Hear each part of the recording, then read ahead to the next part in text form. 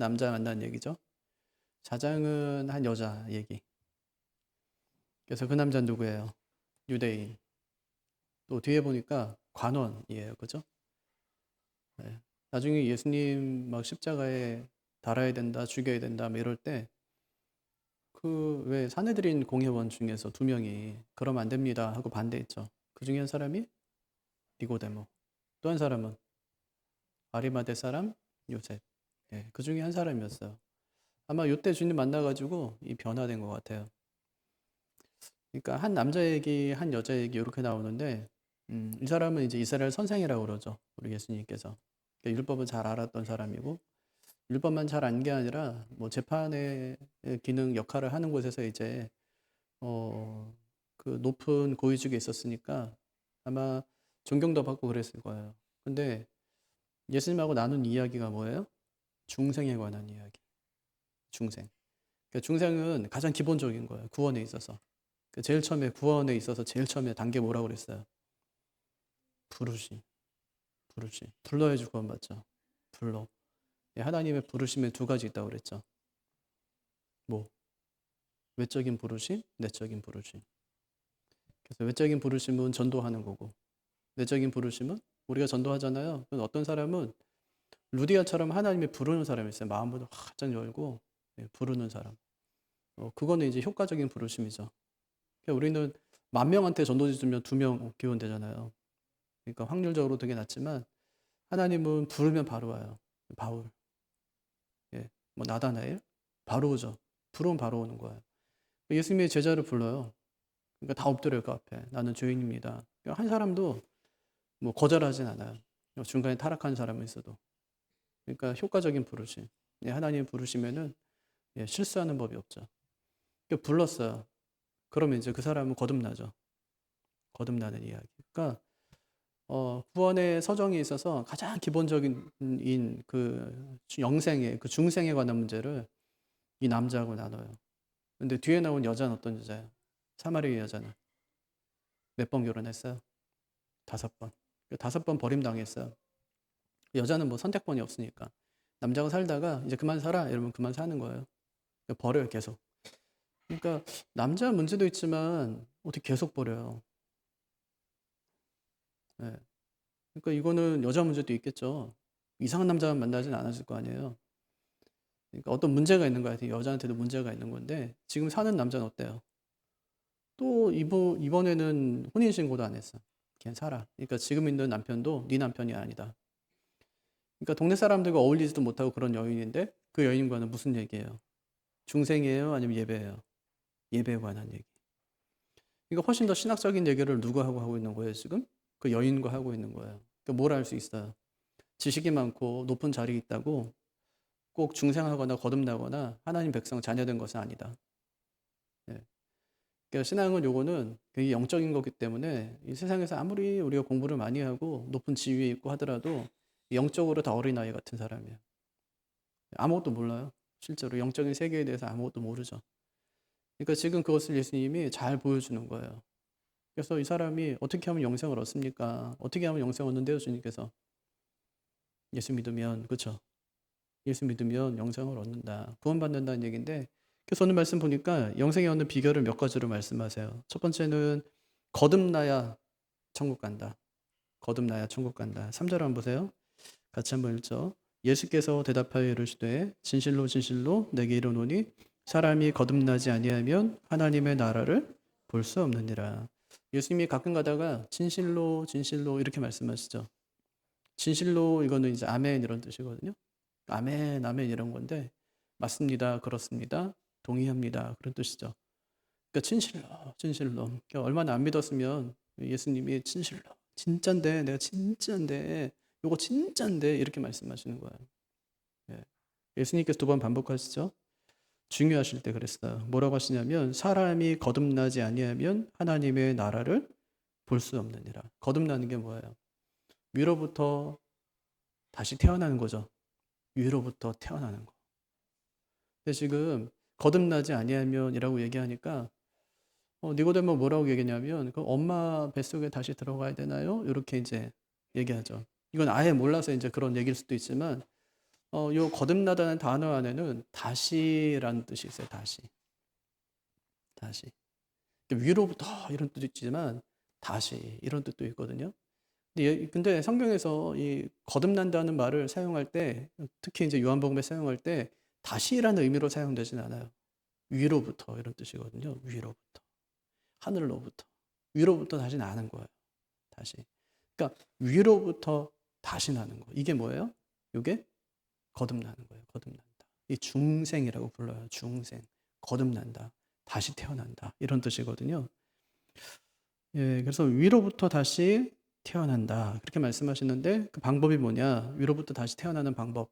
그게 5절에서 주님이 설명해 줘요. 5절도 한번 읽어볼까요? 예수께서 대답하시되 진실로 진실로 내게 이르노니 사람이 물과 성령으로 나지 아니하면 하나님의 나라에 들어갈 수 없느니라. 물은 뭐고 성령은 뭐예요? 물과 성령으로 나지 아니하면. 어떤 사람들은 물은 세례다 이렇게 얘기하고요. 성령은 성령 세례다 이렇게 얘기해요. 성령 세례는 뭐예요? 성령 세례는 우리가 계속 받아요? 아니면 한 번만 받아요? 그것 한 번만 받아요. 언제? 예수 믿는 순간에. 예. 예수님을 내 구주로 고백하는 순간에 성령께서 어떻게 하세요? 내 안으로 들어오세요. 이거를 성령의 내주라고 하죠. 그 신학적인 용어로는 성령 세례 이렇게 불러요. 성령 세례. 예수 믿는 순간에 성령께서 내 안에 쫙 들어오는 거예요. 예, 성령 세례. 그러니까 세례는 물로 세례 받는 거고 성령은 성령 세례로 이제 의미한다. 이렇게 이제 말하는 사람도 있고요. 어떤 사람들은 이제 이 물은 양수를 말한다. 양수. 엄마 뱃속에 있는 그 양수. 요걸 말하고 성령은 말 그대로 뭐 성령. 영적인 거, 영적인 세계 이걸 의미하니까 그렇게 나야 된다는 거예요. 2번 그렇게 태어나는 거. 또 어떤 사람들은 물이 성령을 상징한대요. 그래서 물과 성령으로라는 말은 성령으로, 예, 성령으로. 태어나지 않으면, 거듭나지 않으면, 그러면 구원받을 수 없다. 이렇게 이제, 예, 그렇게 된다고 설명을 하거든요. 그럼 어떻게 봐야 우리는 좀 모를까? 물과 성령을 보면 관사가 없어요. 그게 어떤 건지 잘 모른단 말이에요. 관사가 없으면. 근데 한 전치사에 또 묶여 있어요. 그래서 한 구를 이루는 거예요. 그래서 물과 성령은 따로 볼 게 아니라 하나로 봐요. 물과 성령.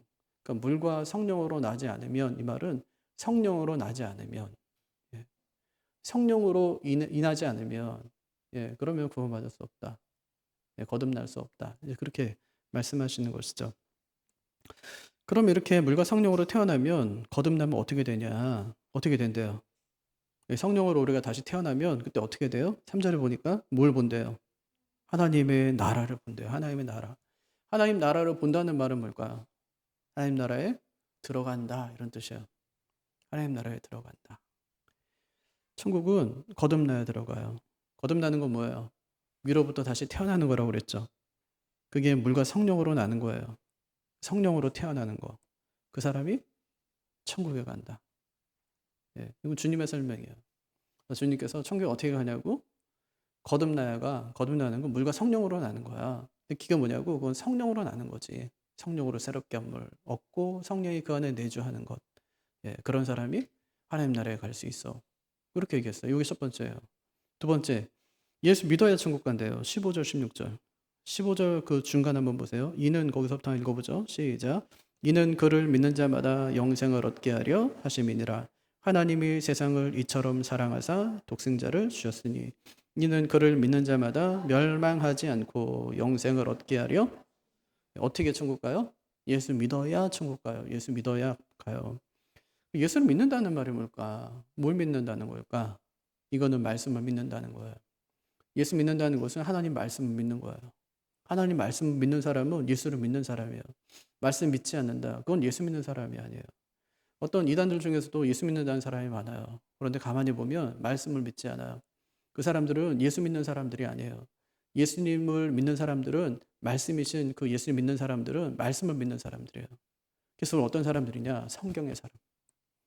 믿는 사람들은 성경의 사람이에요. 하나님의 말씀의 사람. 예, 말씀을 믿는 사람들이기 때문에 그것이 믿는다는 거예요.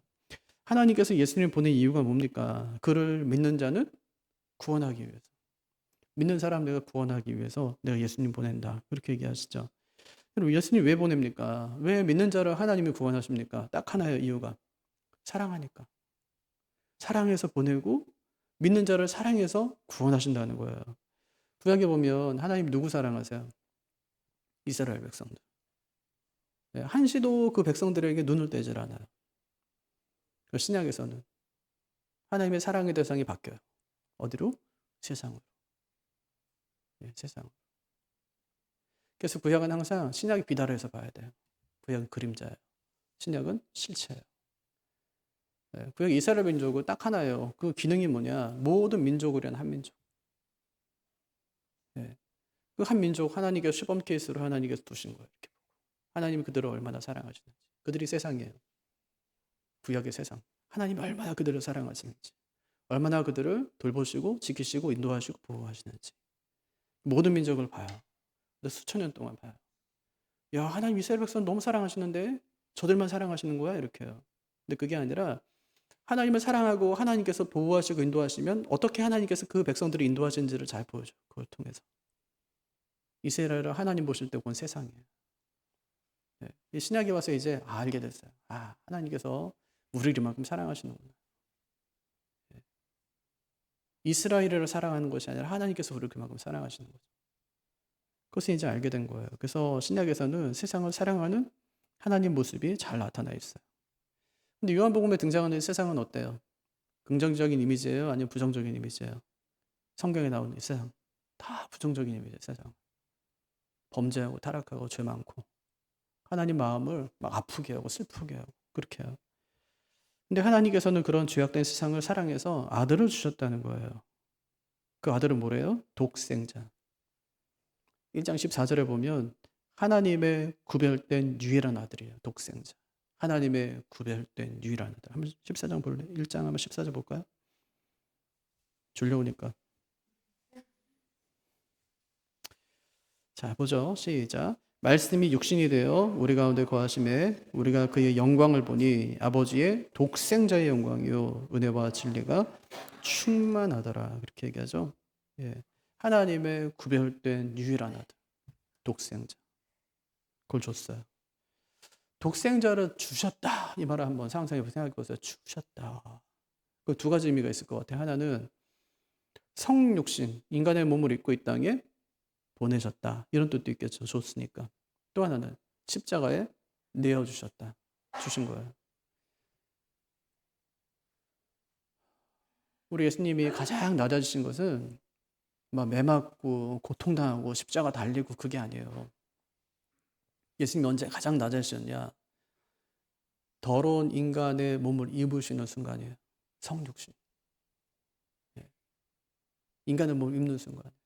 진짜 그 고귀하신 그 하나님께서 말씀으로 계셨던 그 진리이신 그 하나님께서 인간의 그 죄악된 몸을 입고 이 땅에 오시는 그 순간. 이게 예수님의 비하예요. 낮아지신. 가장 낮아지신. 예. 그렇게 인간에게 내어주신 거예요. 인간으로 내어주신 거예요. 그리고 십자가에 또 내어주세요. 독생자를 주셨다. 이 말이요. 엄청 의미가 있는 말이에요. 그리고 어떻게 했대요? 이처럼 사랑했대요. 독생자를 주실 만큼 사랑했다는 말이에요. 그래서 어떻게 한대요? 멸망시키지 않겠대요. 독생자를 주어서 내가 멸망하지 않겠다. 여기서 이 멸망하다는 단어가 구약에도 사용되는데 민수기 16장에 보면 고라, 다단, 아비람 이런 사람들이 모세와 아론을 막 대적해요. 니네 집안이 뭐 다 해먹냐? 이러면서 우리도 뭐 레위인들인데 니네끼리 뭐 다 해먹냐? 우리 뭐 능력이 없냐? 이러면서 니네 뭐 그렇게 잘났어? 막 이러면서 우리 너희 똑같아. 너희만큼 우리도 할 수 있어. 왜 너희만 다 해먹어 위에 거? 막 이렇게. 예. 어떻게 되죠? 하나님께서 진노를 일으키시죠. 땅을 어떻게 해요? 갈라버려요. 그래서 다 그 땅 속에 다 삼켜지죠. 수월에 다 삼켜지는데 그때 멸망이라는 단어예요. 이게 멸망하지 않겠다. 멸망. 가룟 유다도 그런데 그 뒤에 보면 요한복음 17장쯤 넘어가면 멸망의 자식이라고 멸망의 자식. 가룟 유다. 멸망의 자식. 그때 사용하는 거거든요. 그러니까 너희는 멸망하지 않는다는 거죠. 왜 그렇대요? 독생자를 주실 만큼 사랑했기 때문에 너희는 그런 멸망당하지 않아. 이렇게 이제 말씀하신 거죠. 그래서 영생 얻으려면 믿음이 필요해요. 그래서 아들을 주시는 그 하나님의 사랑에 대해서 어떻게 반응하느냐. 이게 참 중요한데 어떻게 반응하느냐에 따라서 구원을 받기도 하고 멸망당하기도 해요. 근데 그 반응이 어디서 오냐고요. 믿음에서 온다고요. 네. 아들에 대한 믿음. 그 믿음은 하나님께서 주시는 거니까. 그러니까 마치 뭐 내가 그래 나는 뭐 믿기로 결심했어. 그러니까 나는 뭐 절대 하나님을 예수님을 부인하지 않아. 뭐 그런 사람 구원받죠. 근데 그게 내게서 나온 게 아니라고 그거죠. 하나님이 그 마음을 주시는 것이죠. 그러니까 구원받는 거야. 하나님이 그런 마음을 주셨기 때문에 구원받는 거지. 내 결심으로는 안 돼요. 신앙생활을 결심으로 되나요? 이거 진짜 안 되거든요. 다이어트 안 되듯이. 신앙생활도 결심을 안 해. 새벽기도 내일부터 해야지. 되든가요? 약속했어. 교인들하고 새벽기도 하기로. 근데 되든가요? 안 돼요. 네. 금요예배 이제 금요기도에 빠지지 않고 나와야지. 결심은 해야지 항상. 네. 근데 우리 결심은 연약하거든요. 잘 되지가 않아요. 네. 그러니까 우리의 결심이에요, 그게. 근데 만약에 우리의 구원이 오늘부터 믿기로 결심했어. 되나요? 안 돼요. 믿음은 그런 게 아니니까. 그래서 내가 정말 하나님의 그 사랑에 내가 믿음으로 반응한다면 그것은 내게서 나온 게 아니에요. 그래서 구원이 안전한 거예요. 그래서 하나님의 예정이 왜 맞냐? 저는 맞다고 생각해요. 왜냐하면 그 예정이 아니면 저는 구원받을 수가 없어요. 저만 보더라도 저는 모르겠는데 집사님 뭐 장로님 모르겠는데 저는 구원받을 수 없어요. 제 결심으로 제 의지로는 안 되는 거니까 그거는. 네. 그래서 중요한 것은 예수님은 심판을 위해 오지 않고 구원을 위해 오셨다. 예수님이 직접 자신이 그렇게 말해요. 12장에 보면은 내가 온 것은 심판이 아니라 구원이다. 심판은 앞으로 올 거고 이렇게 얘기하시거든요. 심판은 앞으로 나중에 이제 오게 될 거고 나는 심판이 아니라 구원하기 위해서 내가 이 땅에 왔다. 주님께서 그렇게 말씀하십니다. 예. 천국 가는 비결은 뭐예요? 예수 믿어야 가요. 예수 믿어야. 믿는다는 게 뭐냐? 믿음이 뭐냐? 믿을 진짜 한번 보세요. 사람 인자에다가 말씀 언자가 붙어 있죠. 그러니까 믿는다는 게 뭐냐? 사람이 말씀과 붙어 있는 게 믿는 거예요. 떨어져 있으면 믿는 게 아니에요. 믿는다고 하는데 나 혼자 서 있다. 말씀이 없다. 믿는 게 아니에요. 믿는다는 것은 사람이 말씀과 붙어 있는 거예요. 그게 믿는 거예요. 그게 믿는 거. 그러니까 내가 믿음 생활 잘하고 있는지 한번 보세요. 그럼 항상 믿음 생활 잘하는 사람들은요. 말씀이 붙어 있어요. 그 사람에게. 믿음 생활 잘 못한다. 어느 순간부터 말씀이 멀어져 있는 거예요. 그래서 믿음 생활 잘하려면 말씀을 자꾸 붙여야 돼요. 내 삶에. 말씀을 항상 가까이 해야 돼요. 그래야지 믿음 생활을 잘할 수 있게 되는 것이죠. 다른 길이 있어요? 없어요. 천하 인간의 구원을 얻을 만한 다른 이름을 주신 일이 없느니라. 사도행전 4장에 보면 천하 인간의 구원을 받을 만한 다른 이름을 주신 적이 없대요. 없대요. 그래서 예수 믿어야 천국 가요. 첫째는 거듭나야 천국 가고 둘째는 예수 믿어야 천국 가요. 그 원리 한번 설명해 볼게요. 그럼 어떻게 거듭나냐? 거듭남의 원리가 뭐냐? 예수 믿으면 거듭나는데 거듭나야 천국 가고 예수 믿어야 구원받는다고 했죠. 천국 간다고 그랬죠. 근데 믿음은 믿는 거예요? 아니면 믿어지는 거예요? 믿어야지 구원받을까요? 아니면 믿어져야 구원받을까요? 어떤 사람은 아무리 믿으려고 해도 안 믿어진대요. 그런 사람 많이 보죠. 저도 신방 다니니까 많이 만나니까 많이 봐요. 목사님 안 믿어져요 그래요. 맞아요. 솔직한 거지. 안 믿어져요. 예. 그럼 어떻게 해야 돼? 안 믿어지면. 믿어지게 해주세요 하고 기도하세요 그래요 제가. 믿어지게 해달라고 기도하라고. 안 믿어주는데 그럼 믿어져야 될 거 아니에요. 하나님 저 불쌍히 여겨주세요. 믿고 싶은데 안 믿어져요. 믿어지게 해주세요. 그게 맞는 거죠. 낚시 좋아하는 분들이 낚싯바늘에 미끼를 끼워서 바다에 던져요. 근데 아무 데나 던지는 게 아니에요. 고기가 있을 거라고 믿는 곳에 던져요. 그게 믿음이에요. 우리의 믿음이 뭐냐면 내가 미끼를 낚싯바늘에 끼워가지고 저기 고기가 있을 거야 하고 던져요. 그게 믿음이에요. 거기까지가 믿음이에요. 내 믿음. 근데 시간이 지나면 갑자기 이 낚싯대가 휘청하고 휘어요. 그 순간에 그럼 어떤 거예요? 아, 물었구나. 이게 뭐예요? 믿어지는 거예요. 요게 믿어지는 거예요. 안 믿으려고 해도 저절로 믿어지는 거예요. 왜 그래요? 휘청했거든요. 믿어지는 거예요. 내 믿음은 항상 불완전합니다. 믿어져야 확실한 거예요. 그러니까 믿으려고 애쓰지만 이건 안 되는 거니까 그것보다 믿어지게 해달라고 기도하는 것이 훨씬 더 현명한 방법이에요. 남편이든지 아이들이든지 안 믿어져요 그러잖아요. 맞아, 그건 맞아요. 안 믿어주니까 다그치지 말고 내가 기다렸으니 내가 기도하고 있다고 믿어지게 해달라. 나도 안 믿어졌는데 어느 순간에 하나님이 믿어지게 하셨다고. 믿어지게 하시면 그거는 흔들림이 없어요. 믿어봐야지 하는 거는 흔들려요. 그런데 믿어지게 하시면 흔들림이 없어요.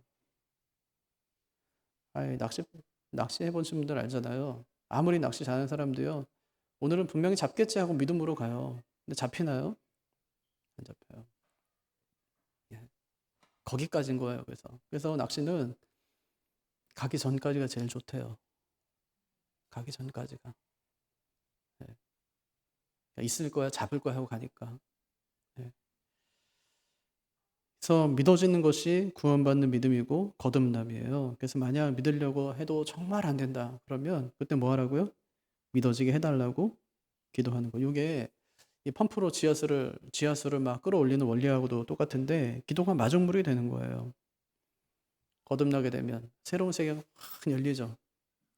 거듭나는 순간에 새로운 세계가 확 열리죠. 마치 죽었다가 살아난 것 같은 그런 경험이죠. 애벌레가 나방이 되고 죽은 자가 살아나고 새로운 생명을 얻게 되는 그런 경험이죠.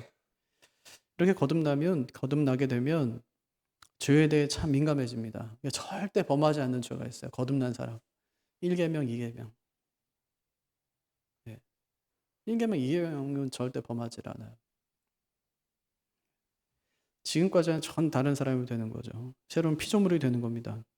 그래서 교회만 다니던 사람이 성령을 받게 되면 그때부터 믿어지게 되고 그 다음에 활력이 생겨요. 교회 생활에. 그것이 구원이고 거듭남이죠. 아까도 오전에 말씀 나눴듯이 성령으로 아니하고는 누구든지 예수를 주시라 할 수 없느니라.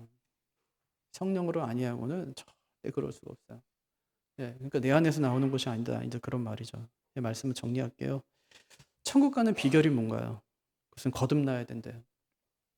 예수 믿어야 된대요. 이 두 가지. 거듭나야 된다. 예수 믿어야 된다. 근데 거듭나는 원리가 뭐래요? 예수 믿는 거예요. 근데 믿음은 믿는 게 아니라 믿어진대요. 믿어지는 거. 결국 이 구원이라는 것은 하나님이 주시는 선물이다. 이제 그런 것이죠. 선물 받았어요. 그럼 어떻게 해야 돼요? 귀하게 여겨야죠. 그 선물을 귀하게 여겨야죠. 정말 귀하게 여기고 값지게 여기고 구원받은 것에 대해서 감사하면서 살아가야죠. 가장 좋은 선물 주셨어요. 하나님이. 여러분 우리 잊고 살지만 진짜 좋은 선물 주셨어요. 그게 우리 예수님 주신 거예요. 우리 예수님. 예수님을 그냥 안겨줬어요. 얼마나 감사해요. 그것만 생각해도 늘 감사와 기쁨이 넘칠 거예요. 구원에 대한 감격을 잃어버리지 마십시오. 그때 처음 주님 만났을 때의 그 상황과 그 현장들을 잊지 마세요. 여러분 힘들고 어려울 때마다 그때의 기억이 나시나요? 저는 그때 기억나요. 처음 주님 만났을 때. 잊을 수가 없어요. 그때 감정 또는 감동, 그때 하나님이 나에게 주셨던 은혜, 내가 그때 했던 기도. 잊을 수가 없어요. 그러니까 그것이 우리에게 하나님께서 주신 가장 큰 기쁨이에요. 그 주님과 늘 동행하면서 하루하루 기쁨과 감사로 살아가는 우리가 되기를 바랍니다. 하늘에 계신 우리 아버지의 이름을 거룩하게 하시며 아버지